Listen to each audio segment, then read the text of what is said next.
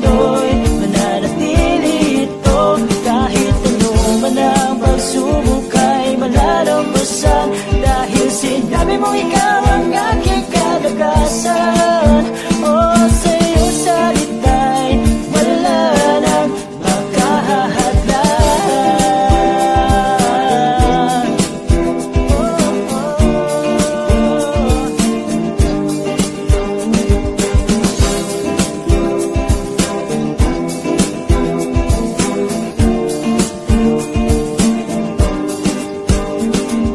Ito ay sinabi mo rin na kahit ako'y nagkakasala, ako'y iyong patatawarin at itatama sa maling nagawa.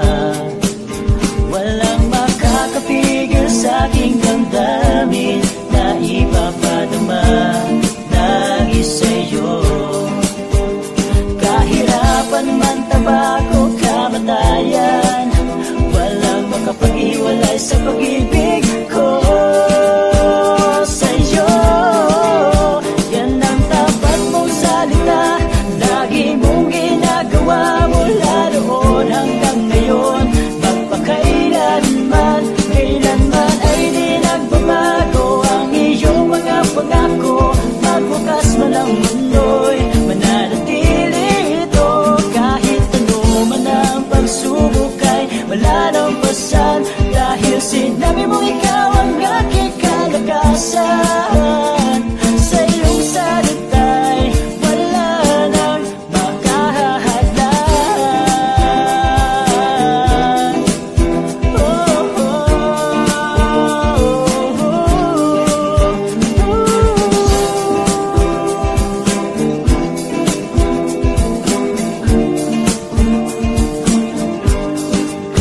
yan ang tapat mo salita, lagi mong ginagawa mula noon hanggang ngayon.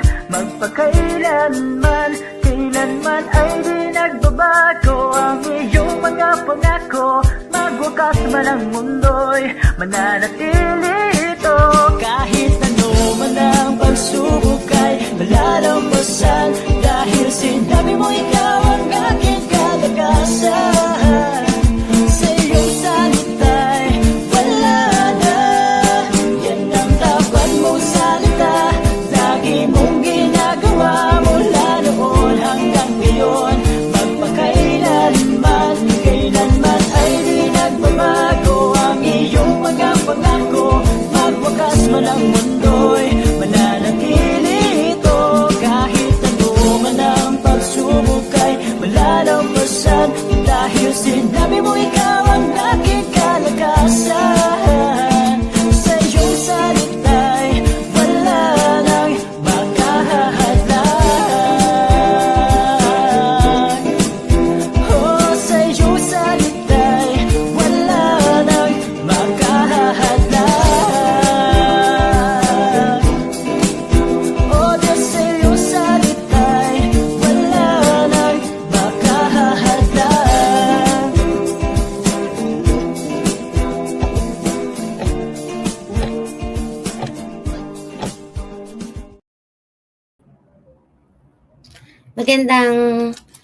Magandang hapon po sa lahat.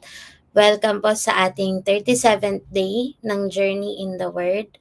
At ngayon po ay ako po ang magbabahagi. Ako po minsan pa si Sister May Raisa Joyce Canale, or mas kilala po at mas madaming tumatawag sa akin na Sister Joyce, Ate Joyce, Ma'am Joyce, or whatever po na kung ano man po yung choice niya. So, ngayon pong hapon ay minsan pa pakinggan natin ang salita ng Panginoon. Welcome po sa lahat ng mga nanonood online, sa mga kasama natin. Kung meron po kayong mga group chats na kinabibilangan, huwag niyo pong kalimutang i-share, copy link, and then share to everyone. You can also tag your friends, family, at mga people under the area of our influence sa ating comment section. So, bago po ako magsimula, pakinggan po muna natin ang salita ng Diyos na matatagpuan po sa aklat ng 2 Hari 4:1 hanggang 37.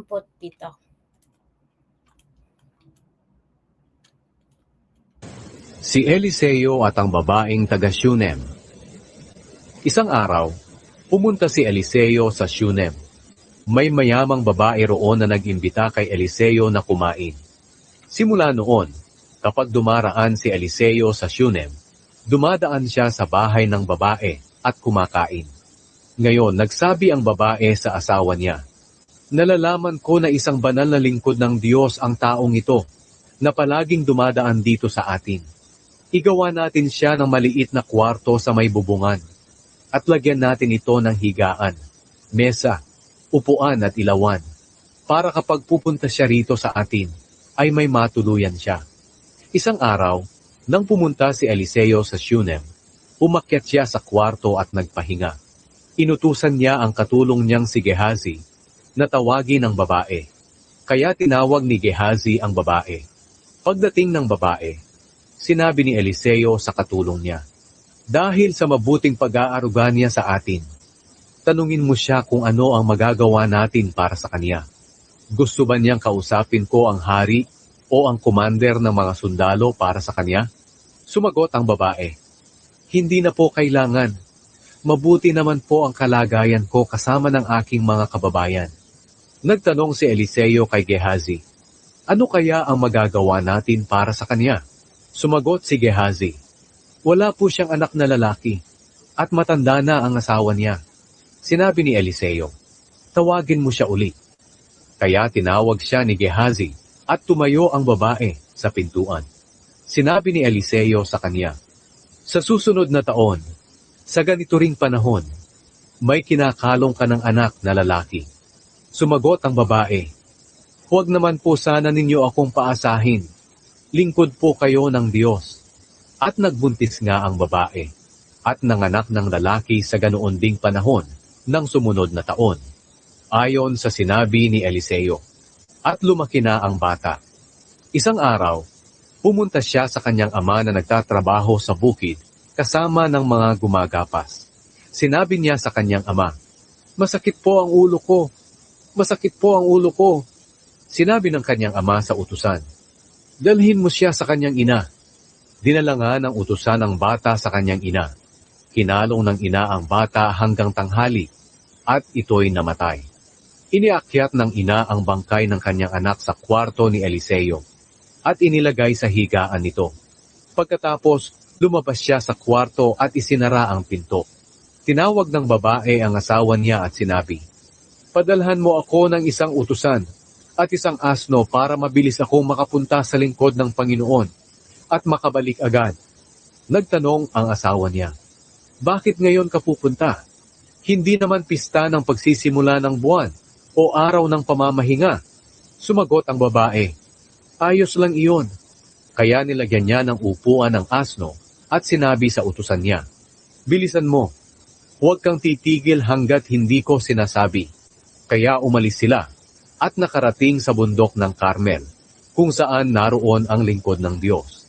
Nang makita ni Eliseo sa malayo na paparating ang babae, sinabi niya sa katulong niyang si Gehazi, "Tingnan mo, nandiyan ang babae na taga Shunem.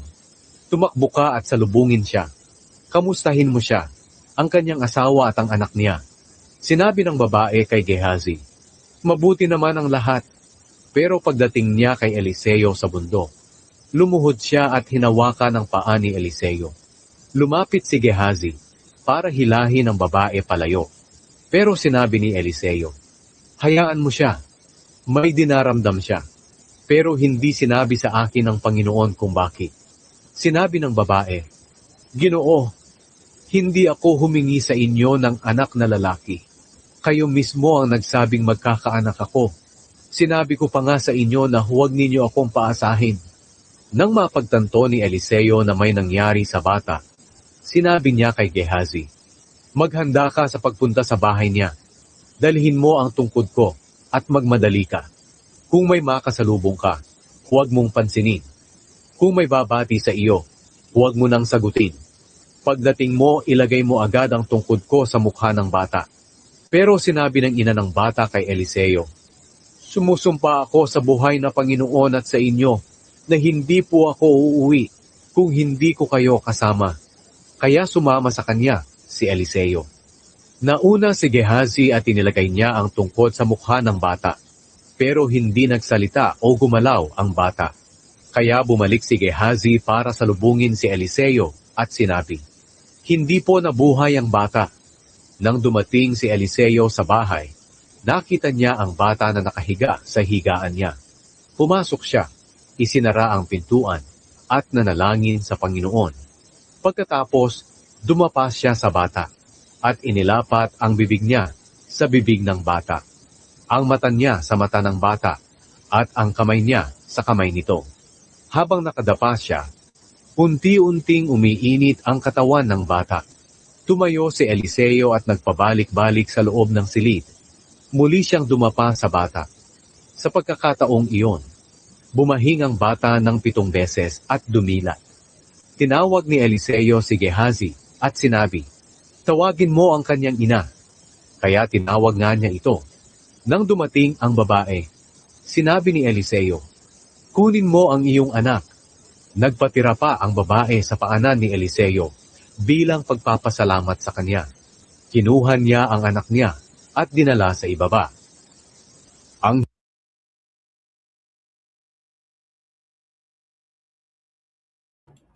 Purihin po ang salita ng Diyos sa pagkakabasa.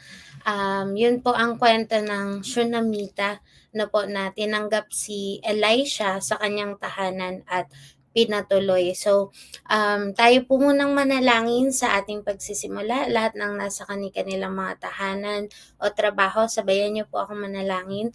Lord, maraming salamat sa hapong ito. Thank you, Father God, for giving us the privilege to listen to your word, to study your word. We believe wherever we are, Father God, ay patuloy mo kaming aabutin, mauunawaan namin ang iyong salita, mauunawaan namin ang lubos, hindi lang kami, kundi yung mga katabi namin, mga taong nakakarinig ngayon. Panginoon, mga taong inaabot mo ay patuloy mong turuan. Hayaan mong maging handa ang aming mga puso at isipan sa pakikinig. Hindi lamang kami makinig, Panginoon, kundi may apply namin ito sa aming mga buhay. Lord, I rebuke any sort of distraction sa aming mga kapaligiran at dalangin namin yung focus namin, yung isip namin sa iyo lamang sa oras na ito. Tinataas ka namin sa ngalan ng Ama, ng Anak, ng Espiritu Santo. Amen. So, ngayon pong hapon, yun po yung kwento ng Shunammite, the Shunammite woman na pinatuloy si Eliseo. At siya po ay, dahil doon, siya ay blines ni Eliseo ng isang anak. So, ngayon pong sa atin po, ngayon, sa ating mga tahanan, di ba, we could be a parent, a grandparent, a child, a sister, o a brother, o kung ano pa man po, a tita, di ba, tito, tita, o kung ano pa man yung status natin sa ating mga tahanan. Pero lahat po tayo ay merong tahanan. At sa isang tahanan, alam niyo po, meron daw pong iba't ibang parenting styles. Nung bago ko po 'to binasa, ang alam ko lang na parenting style ay parenting ng mga boomer, parenting sa millennials, and parenting sa mga Gen Z, sa mga Gen Y, 'di ba? Gentle parenting. So akala ko talaga yun lang yung mga klase ng parenting. But we actually have 4 main parenting styles. So, researchers have categorized parenting behaviors based on their levels of responsiveness and demandingness. So, pag sinabi po natin responsiveness, that's the warmth of the parents towards their children. Pag sinabi naman pong demandingness, that's the control. So, sa atin pong household o bahay na kinabibilangan, let us assess kapag narinig natin yung mga iba't ibang parenting styles na po. Let us assess kung ano ba yung kinagis na natin. So, una is the authoritative parenting. Sabi po dito, authoritative parenting is high responsiveness, high demandingness. Parents are nurturing and supportive, but set clear rules and expectations. They use reasoning, encourage independence, and foster self-reliant, cheerful, and cooperative children. I think sa panahon ngayon sa mga Gen Z, Gen Y, ay ganito na sila namulat. High responsiveness but also high demandingness. Next naman po, authoritarian parenting is low responsiveness, high demandingness. Parents are controlling, demanding strict obedience without much explanation. Children may become obedient but often have lower self-esteem and social skills. Next po ay ang permissive parenting, high responsiveness, low demandingness. Parents are very loving but lenient, avoiding conflict and setting few rules. Children may lack self-discipline and struggle with authority. Ang pang-apat naman po ay uninvolved or neglectful parenting. Hopefully po tayo ay hindi lumaki sa ganitong uri ng pamilya kung saan tayo ay nane-neglect. Sabi po dito, uninvolved or neglectful parenting is low responsiveness, low demandingness. Parents provide basic needs but are emotionally detached, unresponsive, or uninterested in their child's life. So, ito pong apat na to, ako masasabi ko na lumaki ako doon sa pamilya na authoritarian parenting. Low responsiveness, high demandingness. I grew up with a household na mataas yung dinedemand. Diba? Siguro, hindi ko alam kung ang mga kapatid kong nanonood ay may mag-a-agree.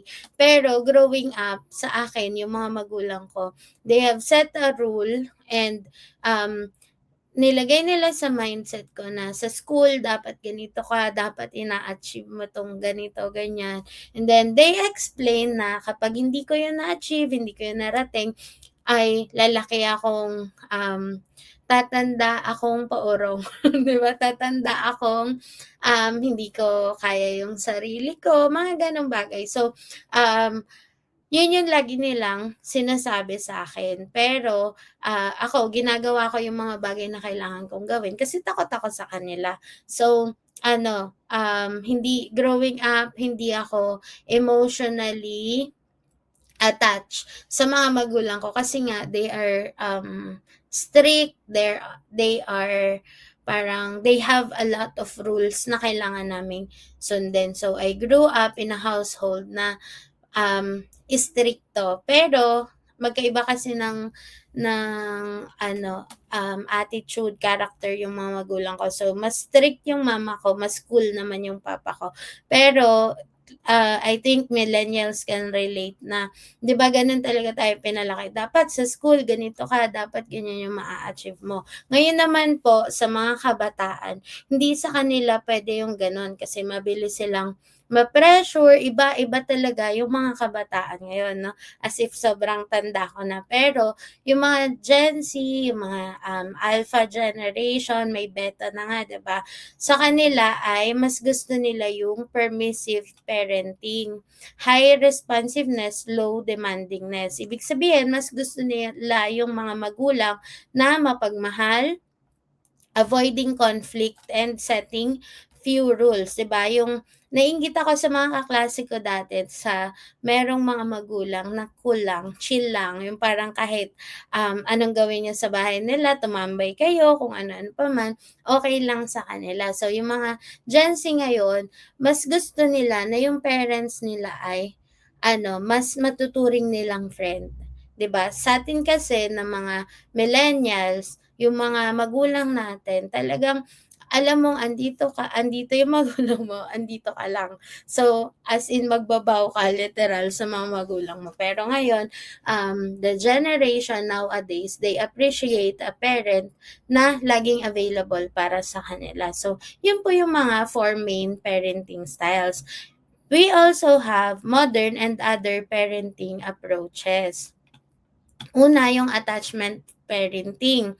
It focuses on a secure bond through intense closeness, such as responding immediately to cries. So, yung mga super close na parang minsan magugulat ka, yung mga magulang at mga anak, parang wala ng boundary. So, hindi ko naman po yun question kasi may mga parenting talaga na ganun yung effective sa kanila. Parang yung literal, magtropa na lang kayo sobrang close nyo na parang meron akong pinapanood sa YouTube. Ano siya, single mom siya dati, pero may asawa na siya ngayon. Tapos yung anak niya, parang tropa niya lang talaga. So, naisip ko, gusto ko ba ng, ng ganitong nanay? But I am very blessed and grateful sa nanay na binigay sa akin. So, attachment parenting, it focuses on a secure bond through intense closeness. Next, helicopter parenting, over-involved, hovering parents who manage every aspect of their child's life.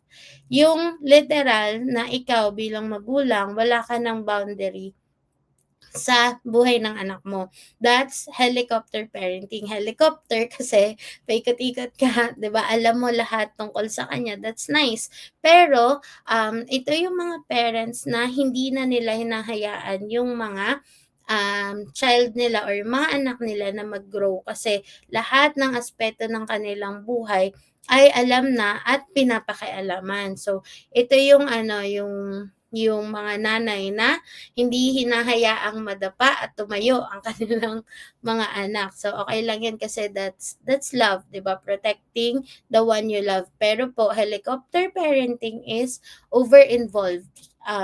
Ibig sabihin, over na. Mas involved ka na sa buhay ng anak mo than you should be. Parang, sobra na yung involvement mo sa kanyang buhay. And next, free-range parenting aims to foster independence by allowing children to experience low-risk and supervised activities. Ito naman yung mga over magtiwala sa kanilang mga anak. Parang, sige na, bahala ka, gawin mo yan. Okay, sige, go. Go lang sa lahat ng bagay. And then, tiger parenting, ito yung type of parenting that we want. A strict style emphasizing high academic achievement and obedience, common in some cultures. Ako po, ganitong tahanan. Yung kinalakihan ko talaga, kailangan meron kang achievement, kailangan parang pag pumalo ng 85 yung grade ko dati, sobrang lugmo ko na nun kasi alam ko mapapagalitan ako. So, yung mga magulang ko, actually more of my mom na hindi siya, sweet tiger. Baka kasi manood siya. So, tiger, hindi siya sobrang tiger, pero close to this na tiger parenting.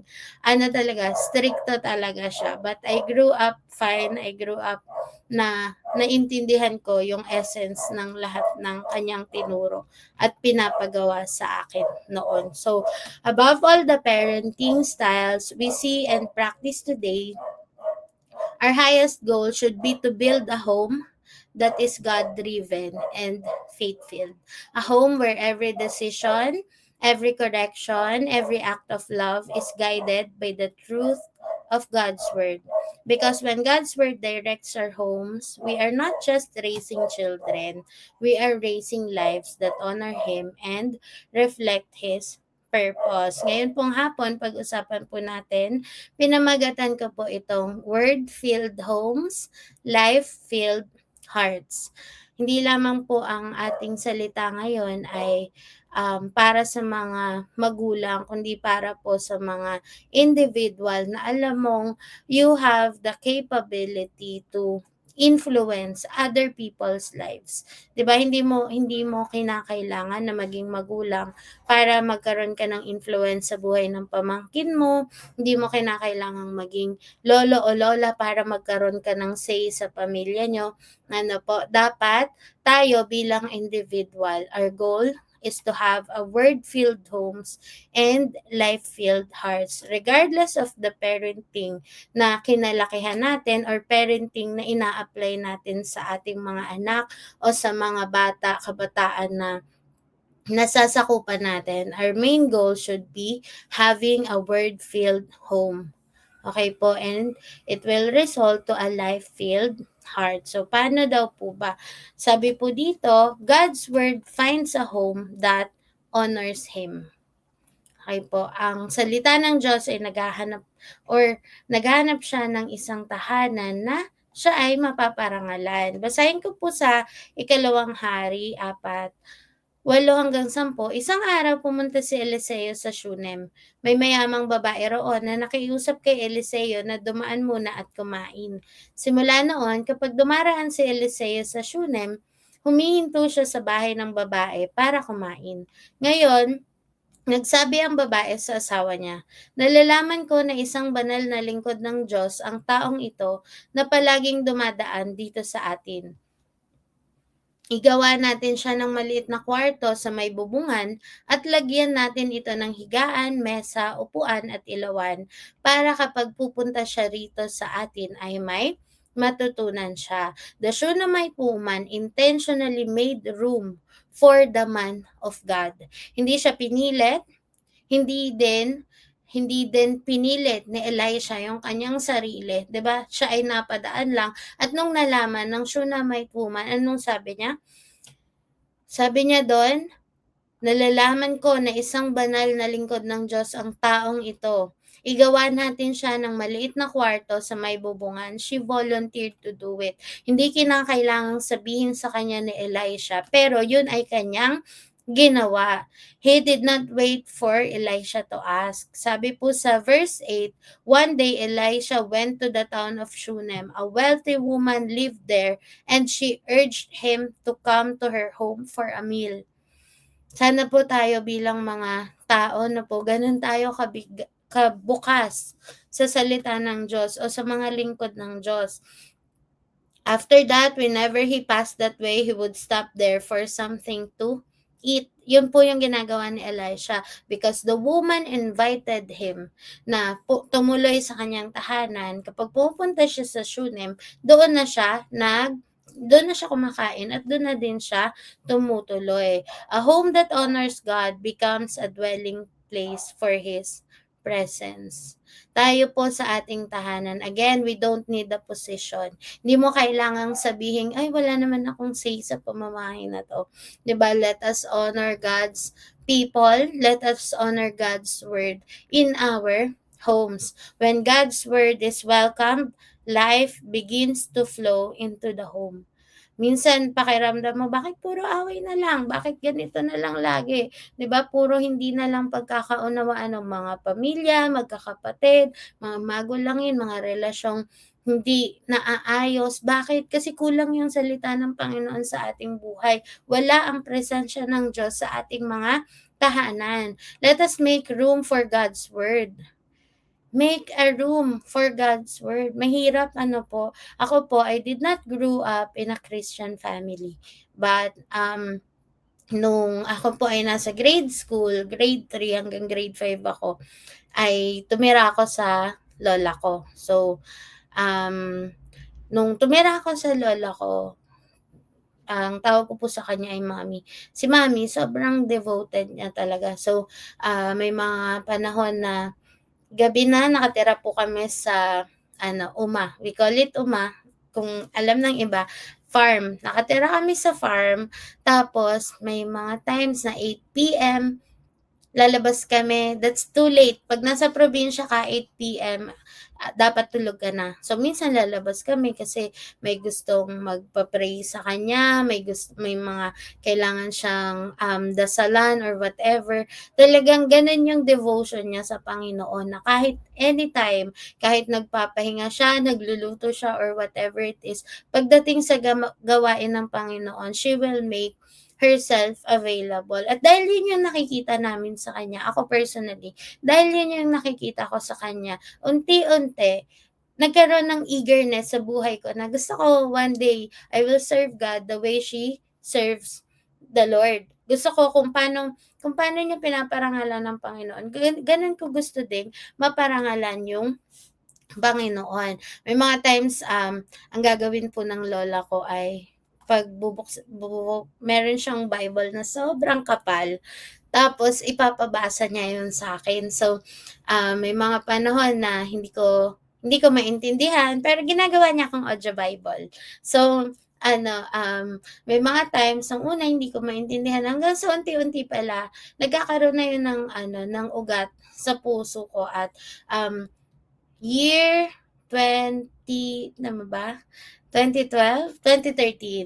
I was baptized and I accepted the Lord God fully. So, akala natin minsan hindi napapansin or hindi nakikita ng mga tao sa tahanan natin yung ginagawa natin. Pero alam niyo po, dapat magsimula yun sa atin. Dapat magsimula sa atin bilang individual na makita sa atin kung paano natin gustong parangalan yung Panginoon. Kasi makikita po yan ng mga tao sa ating paligid. Unti-unti makikita sa inyo yung pagbabago, yung mga results, 'di ba?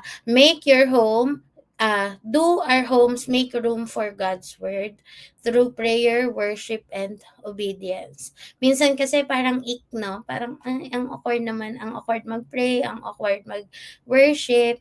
I remember po nung lockdown. So, lockdown po ay ang ate ko at ang kanyang asawa at yung mga kapatid ko, kami pong magkakapatid ay magkakasama sa isang bahay before. So, nung lockdown, online lang po, 'di ba, ang service. Tapos, nung lockdown, sabi ng pastors namin, sabi ng Pastor Hasmin, Pastor Florence, okay, kapag first Sunday, Communion Sunday, gumawa kayo ng, kumuha kayo ng juice at tinapay at mag-communion kayo sa mga bahay niyo.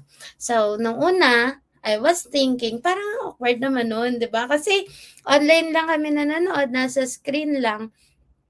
Tapos, doon kami magko-communion sa mismong bahay namin. But I did it anyway kasi yun yung sabi ng aking pastor. So, ginawa ko, pinahanda ko sa bunso kong kapatid, kay Ken, and then, nung communion niya lahat kami nag-communion na. So, parang alam niya yung mga reservations sa isip ko na, baka maging awkward sa kanila. Pero syempre, alam kong gagawin din naman nila. Pero, andun talaga ako sa point na parang, gusto ko ba talaga mag-initiate gawin to or whatever. Pero, yung mga ganong simpleng bagay, 'di ba?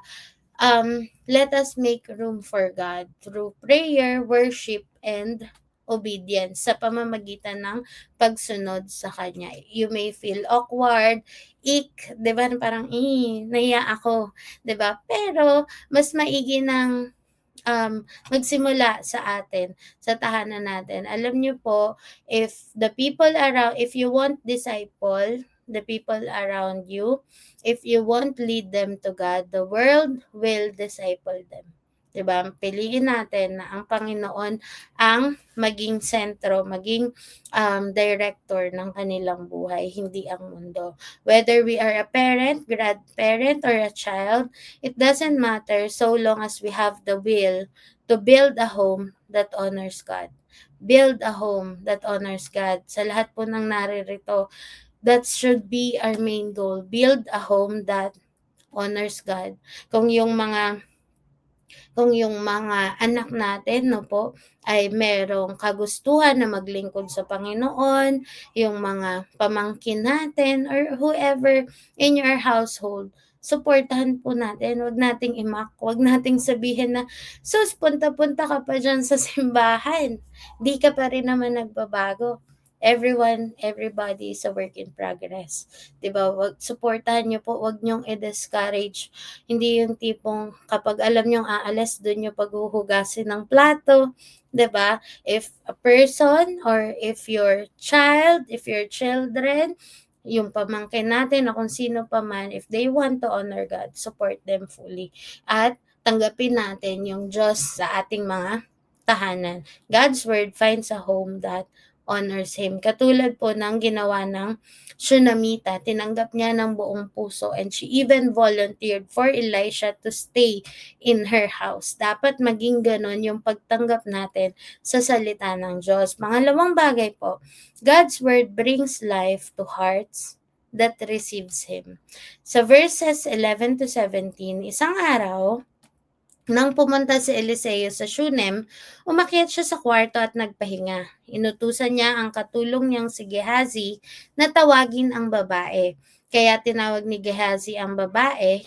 Pagdating ng babae, sinabi ni Eliseo sa katulong niya, dahil sa mabuting pag-aaruga niya sa atin, tanungin mo siya kung ano ang magagawa natin para sa kanya. Gusto ba niyang kausapin ko ang hari o ang commander ng mga sundalo para sa kanya? Sumagot ang babae, hindi na po kailangan. Mabuti naman po ang kalagayan ko kasama ang aking mga kababayan. Nagtanong si Eliseo kay Gehazi, ano kaya ang magagawa natin para sa kanya? Sumagot si Gehazi, wala po siyang anak na lalaki at matanda na ang asawa niya. Sinabi ni Eliseo, tawagin mo siya ulit. Kaya tinawag siya ni Gehazi at tumayo ang babae sa pintuan. Sinabi ni Eliseo sa kanya, sa susunod na taon, sa ganito ring panahon, may kinakalong ka ng anak na lalaki. Sabi ng babae, huwag naman po Ginoo, nakikiusap po ako sa inyo, lingkod ng Diyos, huwag naman po sana ninyo akong paasahin. Nagbuntis nga ang babae at nanganak ng lalaki sa ganoon ding panahon ng sumunod na taon ayon sa sinasabi ni Eliseo. Yung babae po, hindi niya kinailangang manghingi. Nung tinanong siya, sabi niya, hindi na po kailangan, mabuti po ang kalagayan ko kasama ng aking mga kababayan. Hindi siya nanghingi kahit pa alam niya or siguro deep inside her heart, 'di ba? Gusto niya na magkaroon ng anak pero hindi niya 'yon hiningi. Sabi po dito, the woman did not ask, yet God spoke life into her unspoken longing. Di natin sa mga tahanan na tinatanggap natin ng Panginoon ng buong puso, hindi natin kakailanganin pang manghingi sa Kanya. Bakit? Kasi kung kasama natin ang Diyos, kung ating tinatanggap ang Diyos sa ating mga buhay, hindi mo na yan kailangang hingiin. 'Di ba? God spoke life into her unspoken longing.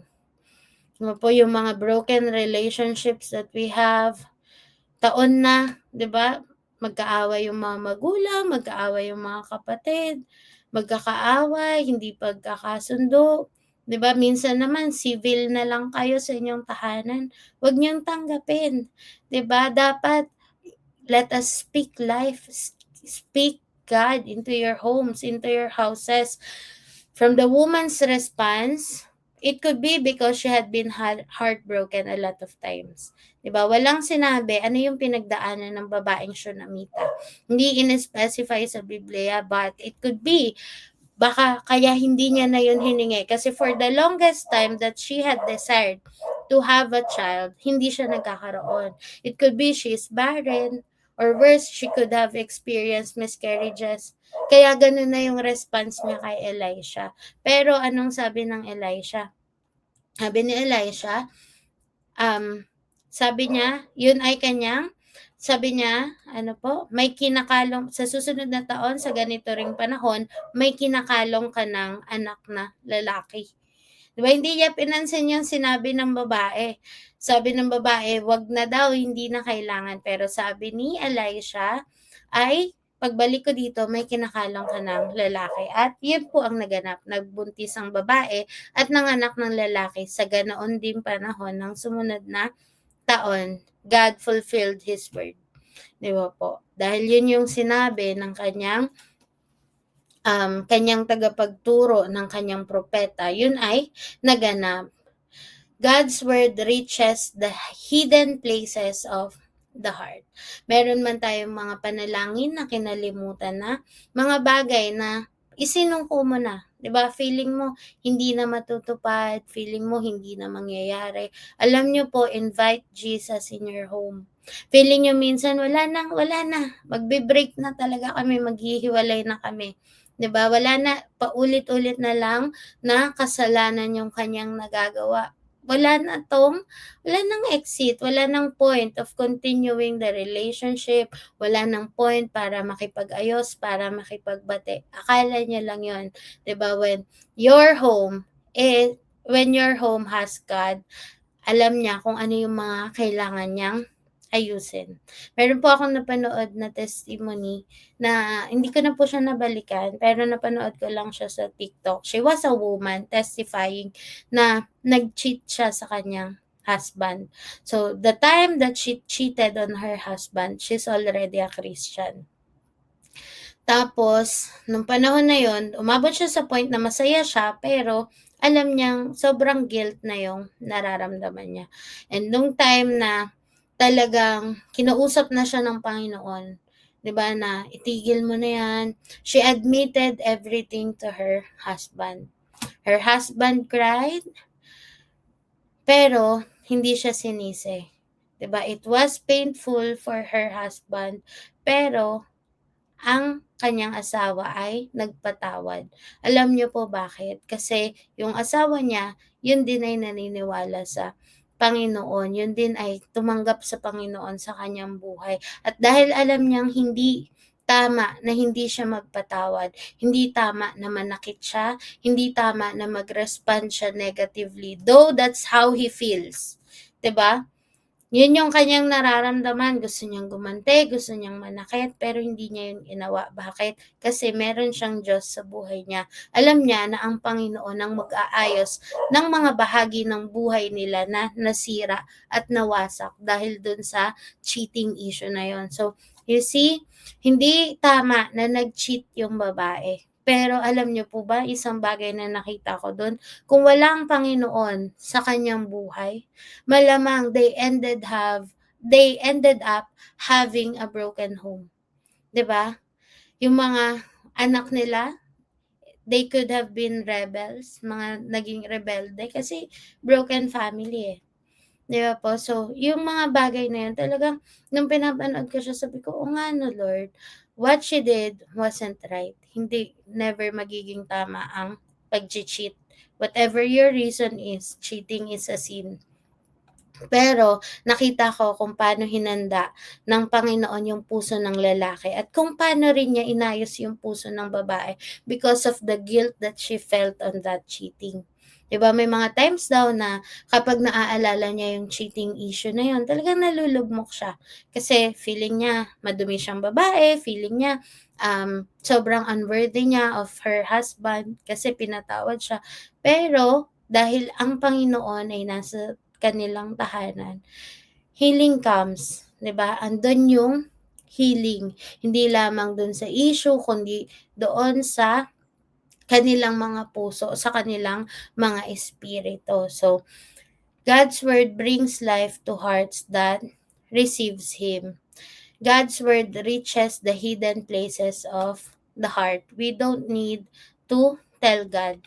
God's word awakens hope where hearts have grown silent. Mga kapatid, kung meron po tayong mga panalangin na sinukuan na natin, pakiramdam natin wala nang katapusan, wala nang kaayusan, 'di ba? Napasabi ka na lang ng bahala na. Bahala na si God. Yes, leave it to God. 'Di ba po? Kahit hindi natin yan sabihin, alam yan ng Panginoon. Isn't it comforting to know that even in the areas of our lives where we may be losing hope, we can still trust that God is in control. Tama po. 'Di ba? Ang sarap malaman na kahit may mga bagay tayong nawawalan na tayo ng pag-asa, kaya pa rin nating pagkatiwalaan na merong Diyos na nagkokontrol ng lahat ng bagay. Trust God's word even when the promise seems impossible. Kahit pa pakiramdam mo, wala nang katuturan, wala nang magagawa, wala nang solution. God always has. Kung ano yung pinangako sa atin ng Diyos, yun po yung ating panghawakan. Kahit pa tayo ay nahihirapan, sugatan, 'di ba? Kahit pa tayo po ay pakiramdam natin wala nang katapusan, hindi ko na 'to kaya. Tama na. Iba po yung sinasabi ng Panginoon. Panghawakan natin yung kanyang salita kahit pa sa atin ay mukhang imposibleng mangyari. Pangatlo po, God's word delivers what it declares. Pakinggan po natin sa verses 18 to 25, sabi po dito, isang araw nang lumaki na ang bata, pumunta siya sa kanyang ama na nagtatrabaho sa bukid kasama ng mga gumagapas. Sinabi niya sa kanyang ama, masakit po ang ulo ko, masakit po ang ulo ko. Sinabi ng kanyang ama sa utusan, dalhin mo siya sa kanyang ina. Dinala nga ng utusan ng bata sa kanyang ina. Kinalong ng ina ang bata hanggang tanghali at ito'y namatay. Sabi po dito, iniakyat ng ina ang bangkay ng kanyang anak sa kwarto ng propeta ng Diyos at inilagay sa higaan nito. Pagkatapos, lumabas siya sa kwarto at isinara ang pinto. Tinawag ng babae ang asawa niya at sinabi, "Padalan mo ako ng isang utusan at isang asno para mabilis akong makapunta sa lingkod ng Panginoon at makabalik agad." Nagtanong ang asawa niya, "Bakit ngayon ka pupunta? Hindi naman pista ng bagong buwan o araw ng pamamahinga." Sumagot ang babae, "Ayos lang yun." Bumahinga ang bata ng 7 beses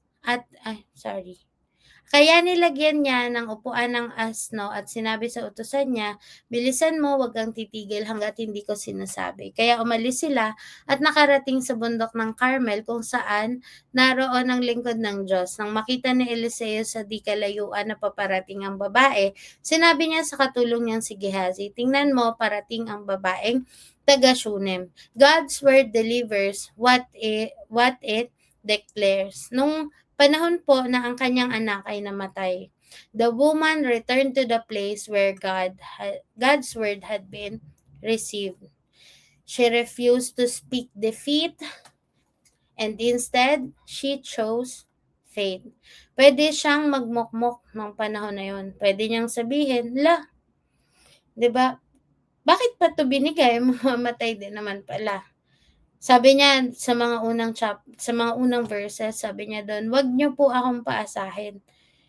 Pag sinabi na 'yun ng tao, ibig sabihin sobrang in pain na 'yun, 'di ba? "Wag mo akong paasahin na mangyayari 'yan." It could be dahil matagal ng panahon siyang umaasa at hindi naman naganap. So, gano'n 'yung naging response niya. Ngayon namatay 'yung kanyang anak. Nung namatay ang kanyang anak, she could have blamed Elisha. 'Di ba, puwede niyang sabihing, "Nagbigay-bigay ka pa, mamamatay naman pala." 'Di ba, puwede niyang sabihin, "Sana hindi mo na lang binigay, kasi kukunin mo din naman pala agad." Pero ano po yung kanyang ginawa? Pumunta siya kay Elisha. Yun yung kanyang ginawa. She could have sulked, she could have mourned, and even blamed Elisha and God, but instead, she went back to Elisha. Alam niyo po, a heart rooted in God's word remains steady in crisis. 'Di ba?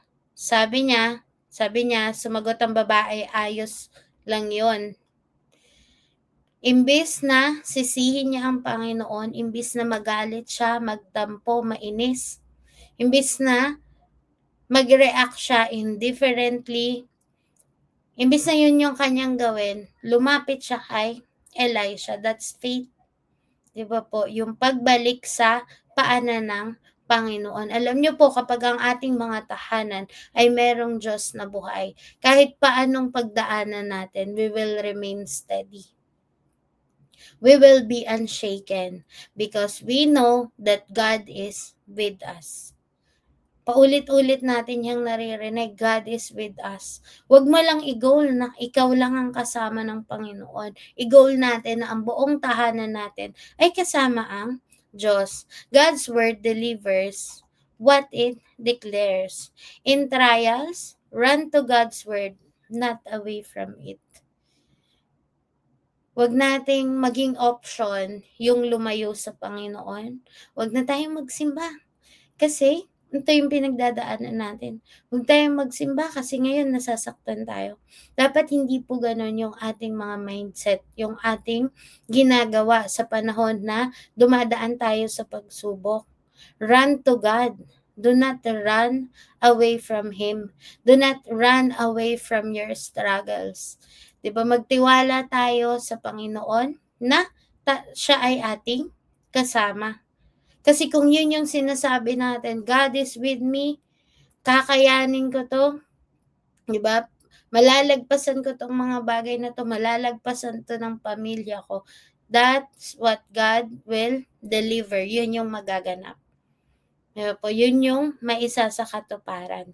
Kung ano yung ating mga sinasabi. Pang-apat po, God's word manifests its power against the enemy. Verses 26 to 35. Salubungin mo siya at kamustahin. Sabihin mo, kumusta po kayo, ang inyong asawa at anak?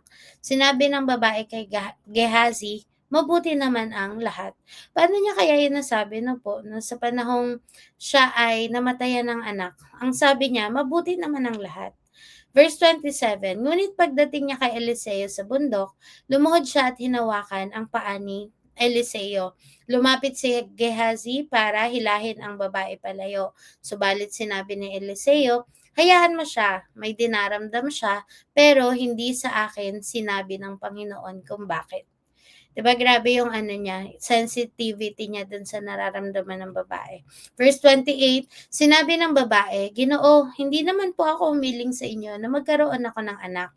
Di po ba? Sinabi ko pa nga sa inyo na wag na po ninyo akong paasahin. Kaya sinabi ni Eliseo kay Gehazi, maganda ka, dalhin mo ang aking tungkod at magmadali ka. Kung may makasalubong ka, wag mong pansinin. Kung may babati sa'yo, wag mo nang sagutin. Pagdating mo, ilagay mo agad ang tungkod ko sa muka ng bata. Ngunit sinabi ng ina ng bata kay Eliseo, sumusumpa ako sa buhay na Panginoon at sa inyo na hindi po ako uuwi kung hindi ko kayo kasama.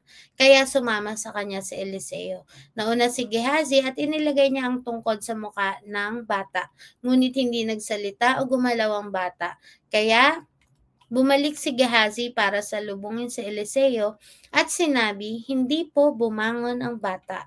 Nung dumating si Eliseo sa bahay, nakita niyang patay na ang batang nakahiga sa higaan niya. Pumasok siya, isinara ang pintuan at nanalangin sa Panginoon. Pagkatapos, dumapa siya sa bata at inilapat ang bibig niya sa bibig ng bata, ang mga mata niya sa mata ng bata at ang kamay niya sa kamay nito.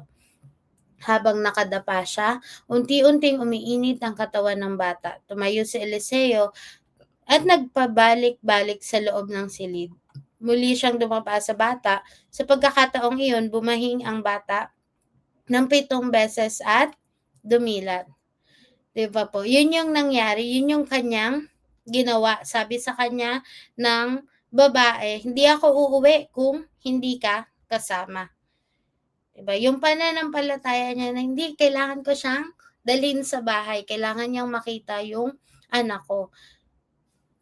Elisha returned, prayed, and allied himself fully with the child. Sabi po doon, diba? Dumapa siya sa bata at inilapat ang bibig niya sa bibig ng bata. Ulit-ulit niya yung ginawa. Ang salita po ng Diyos, it just did not only comfort, it resurrected. Diba? May mga pagkakataon sa buhay natin na parang ayaw na nating maniwala, 'di ba? Hindi, okay na 'to. Tinanggap mo na lang, no? Pero ang salita po ng Diyos ay hindi lang siya nagko-comfort sa atin, it also resurrects mga patay na bahagi ng ating buhay, 'di ba? Mga pinagdadaanan natin na feeling natin kinalimutan na lang natin, tinanggap na lang natin. Di ba po? Subukan natin lumapit sa Panginoon at iyon ay kanyang aayusin. Sa tahanan natin, di ba minsan may mga silent battles. Bakit ba tayo nagkakaroon ng silent treatment? Kasi minsan, pakiramdam natin, mas okay nang manahimik na lang kesa sa pag-usapan ang isang bagay. Mas okay na manahimik na lang kasi feeling mo mas makakasakit ka pag nagsalita ka. Yung mga ganong bagay po, no? Mga ganong aspeto ng ating buhay. Huwag mong hayaang matapos na lang. Ilapit mo yan sa Panginoon. Declare God's word over lifeless situations in your home and in your heart. Don't just accept it. Declare life over your family, your children, your parents. Declare that God will move in your homes. I have watched the movie War Room. It is a Christian movie and I highly recommend na panoorin niyo po iyon bilang pamilya, bilang kasama yung inyong mga kaibigan, mga tropa, mga classmate. War Room po, isa siyang babae na nakakilala sa Panginoon. At nung panahon na nag-fail na yung kanyang marriage, yung anak niya ay napariwara. 'Di ba? Mga simpleng bagay, pinag-aawayan na niya ng kanilang asawa. Alam niyo po yung ginawa niya? Tumayo siya, nanalangin siya. At nagsalita siya. Sabi niya, the enemy doesn't have a power in my house. 'Di ba? You don't have a power in my home. You don't have a power in my family, in my husband. I rebuke you. I do not allow your presence here in the name of Jesus. Talagang, yun yung patuloy niyang dinedeclare na hindi, walang puwangang kaaway sa tahanang to. Hindi kailanman mapapasok ni Satanas ang tahanang to. I rebuke you. 'Di ba? Tinataboy kita in the name of Jesus. Alam niyo po, kahit ganun yung nangyayari sa kanyang tahanan, marami silang pagkakaunawaan, marami silang mga hindi pagkakaintindihan. The enemy left that home. Nagkasundo sila, nagkaayos sila, nagkabati sila.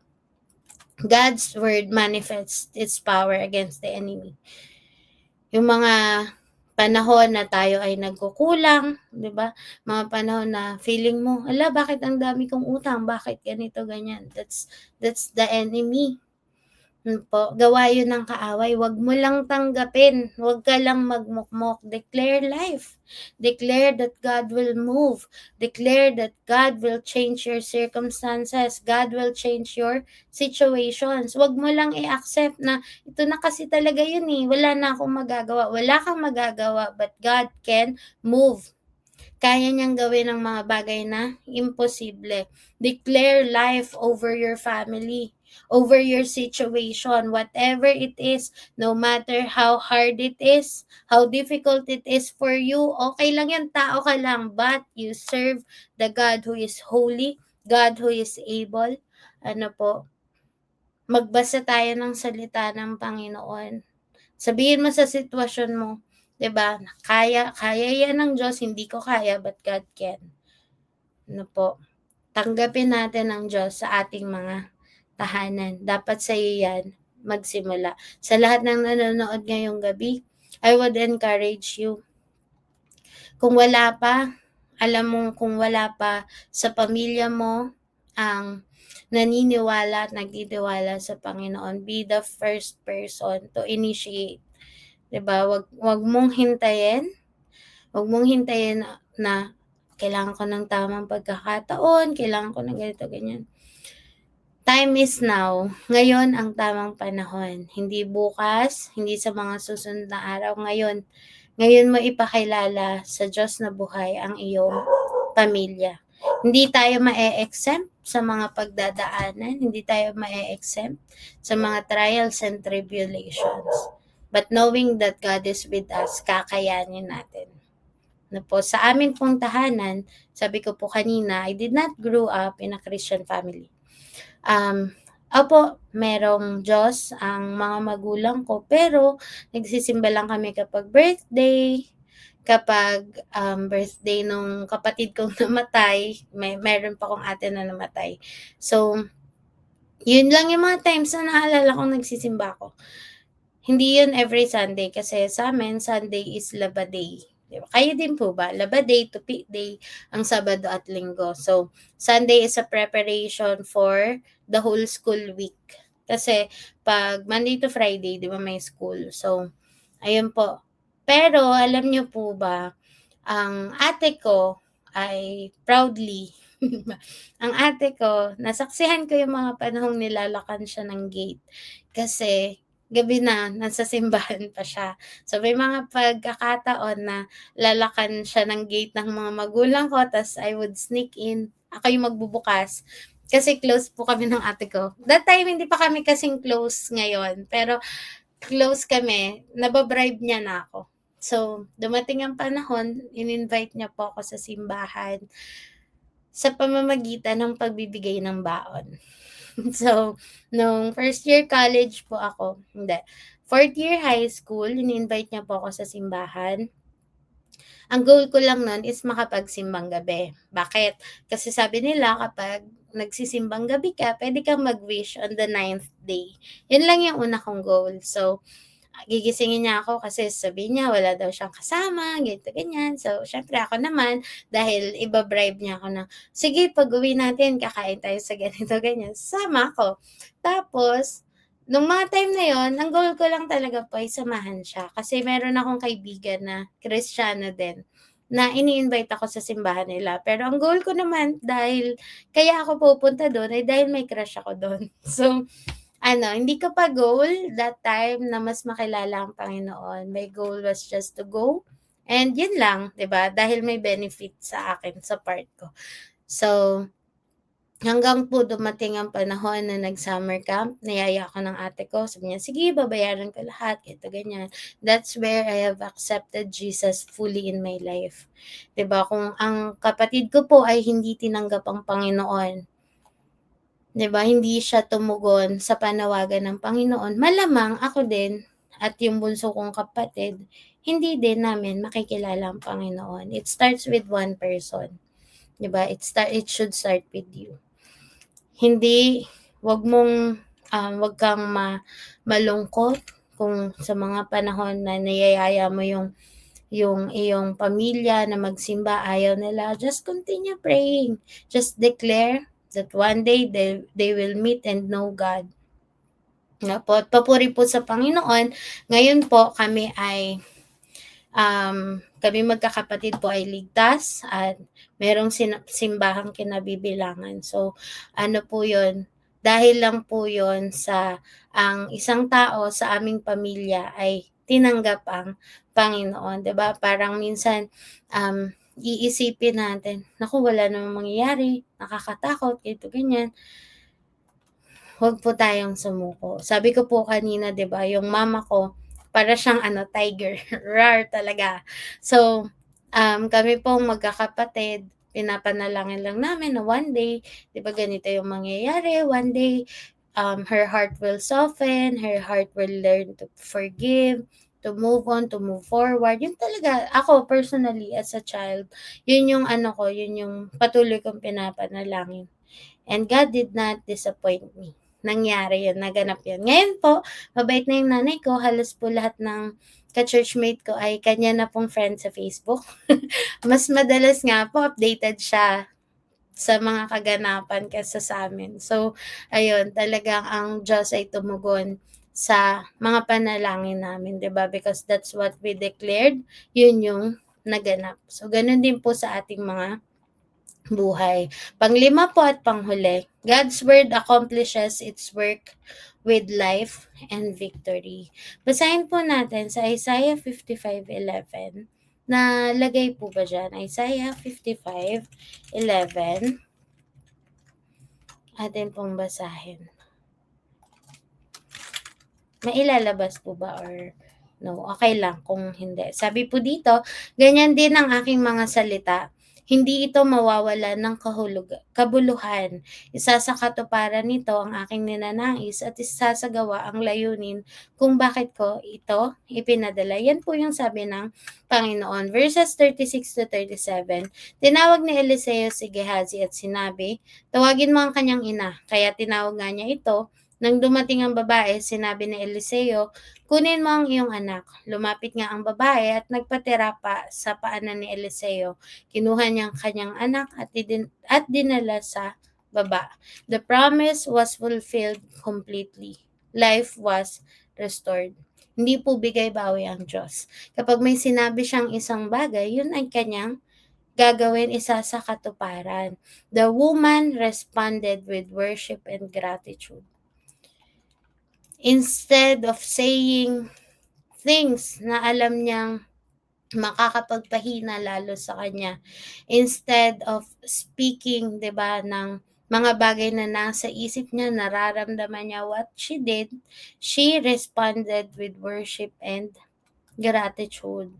God's word never returns empty. It finishes what it starts. 'Di ba? Kailanman ay ang salita ng Diyos po, it will never return empty. Kung ano ang kanyang sinimulan, kung anong sinimulan ng Diyos sa ating mga buhay, sa ating mga tahanan, yun ay kanyang tatapusin. Tayo po bilang mga mananampalataya, bilang mga kapatiran, bilang mga tagapakinig ng salita ng Diyos, huwag mo lang isusuko. Huwag ka lang hihinto. Huwag kang magsasawa na paulit-ulit na manalangin, paulit-ulit na maniwala at manampalataya na ang Diyos ay sasagot at tutugon at magiging ganap ang kanyang salita. Give glory to God for every life restored through His Word. Hindi lang buhay, every broken relationship God will restore. Every silent battles, sufferings that we are going through, could have been months, years, weeks na pinagdadaanan natin. Wala lang yan sa Panginoon. Kapag tayo ay lumapit sa Kanya, kaya niya yung tapusin. Gusto ko pong magtapos, sabi po dito, a home that welcomes God's Word becomes a place of life, hope, and restoration.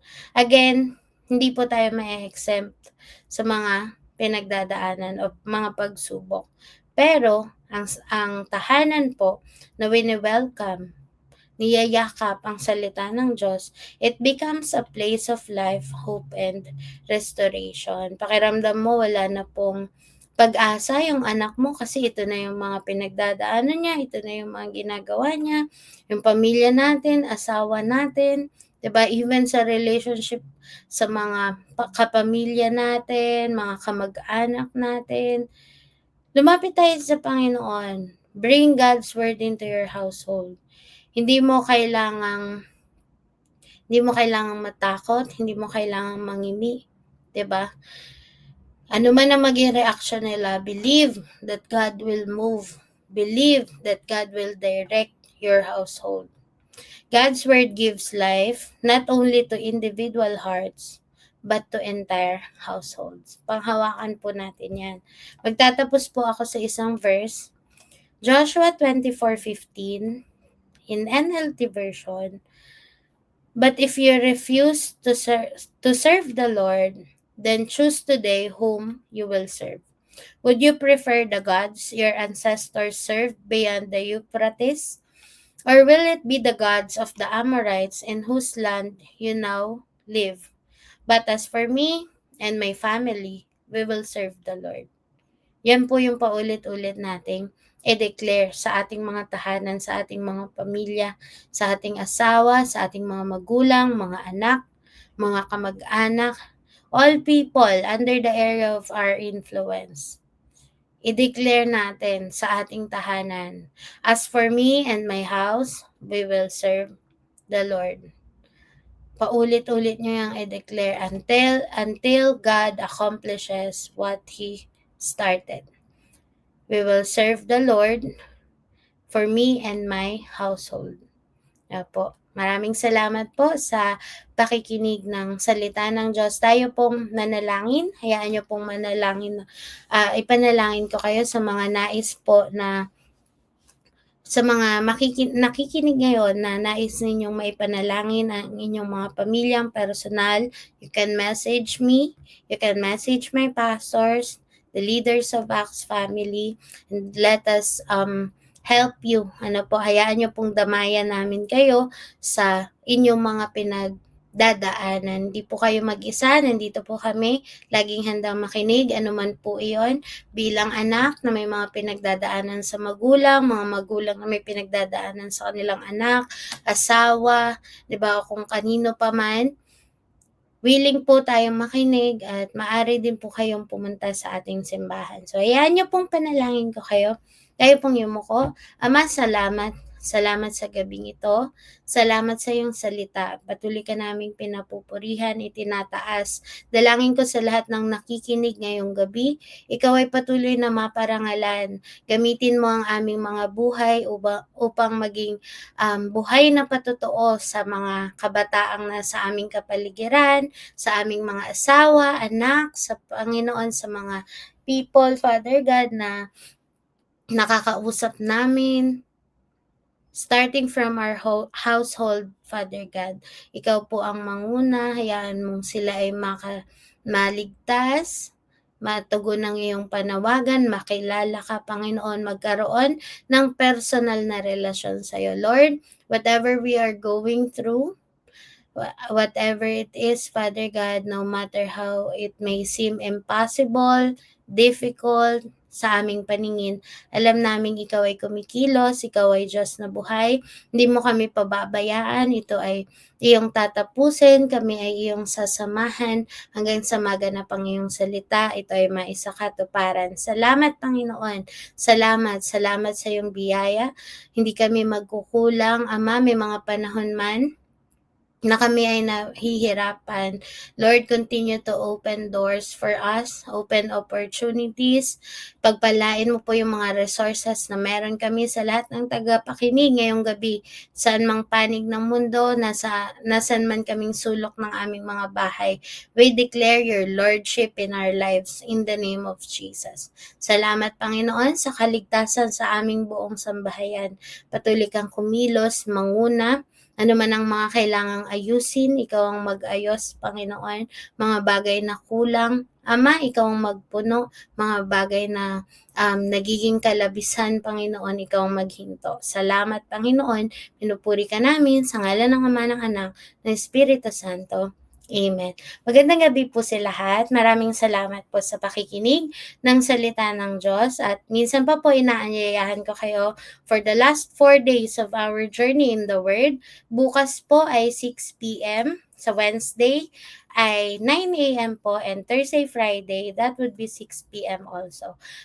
Bigyan po natin ng panahon ng pakikinig ng salita ng Diyos. Nakakalungkot po na 4 na araw na lang, pero we are believing and declaring kung saan po tayo ililid ng Panginoon. Malay nyo po magtuloy-tuloy buong taon.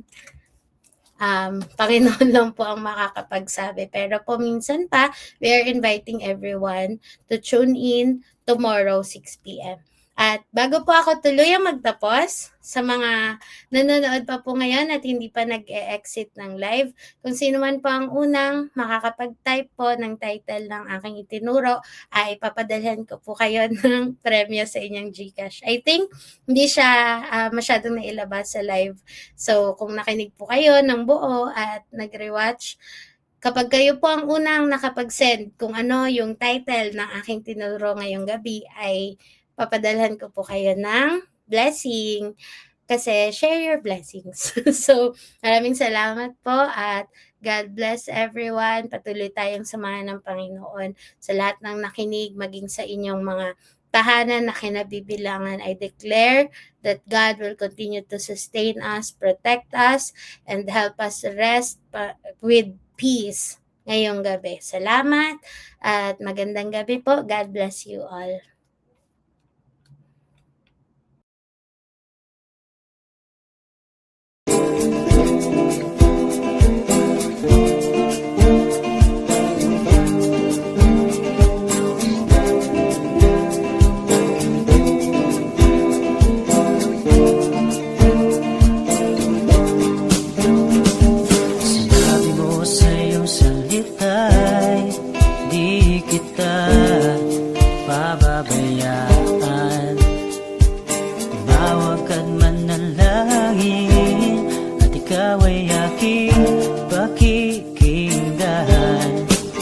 Kahit ano man ang iyong nararanasan, nandito ako't ika'y aking tutulungan.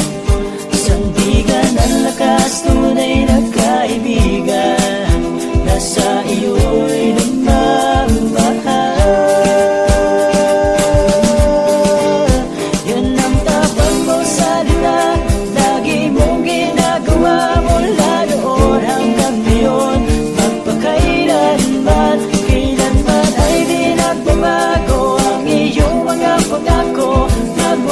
man ang mundo'y mananatili ito. Kahit ano man ang pagsubok ay malalampasan, dahil sinabi mo ikaw ang aking kalakasan. O sa iyong salita'y wala nang makahahadlan.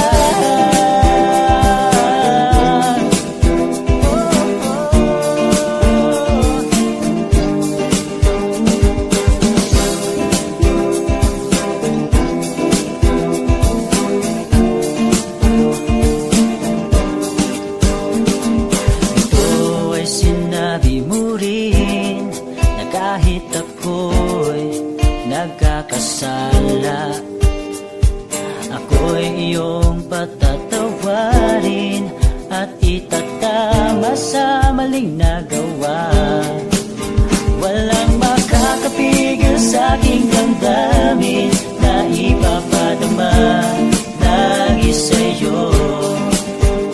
Kahirapan man, tabako, kamatayan, walang makapag-iwalay sa pag-ibig ko sa'yo. Yan ang tapat mong salita, lagi mong ginagawa mula noon hanggang ngayon. Magpakailanman, kailanman ay di nagbabago ang iyong mga pangako. Magwakas man ang mundo'y mananatili ito. Kahit ano man ang pagsubok ay malalampasan, dahil sinabi mo ikaw ang aking kalakasan. Sa iyong salita'y wala nang makahahadlan. Oh, oh,